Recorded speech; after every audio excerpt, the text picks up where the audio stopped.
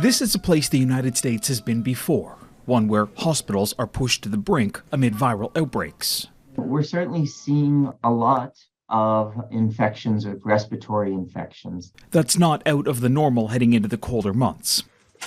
And in recent years, the seasonal flu and COVID have resulted in a so-called twindemic. But now there's further pressure due to a sudden increase in pediatric RSV cases.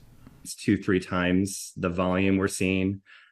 In my patient panel alone, I'm admitting 1 to 2 kids or more per week, which is not typical. In an average year, 58,000 American kids are hospitalized with the virus and 177,000 adults over 65.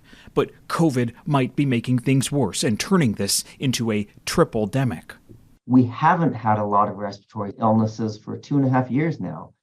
People have maintained physical distance, people have worn masks, and that just keeps you from getting ill. And by not getting ill, you don't develop antibodies. Space to treat patients is running out. From Seattle to Washington, D.C. and Rhode Island, 100 to 200% plus of the beds are already in use.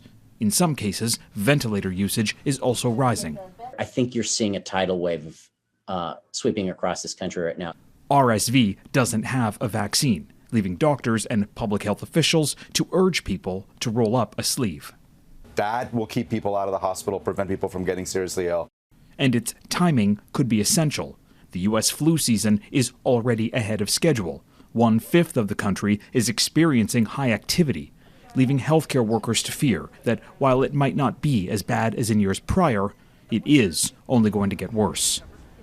Reggie Cicchini, Global News, Washington.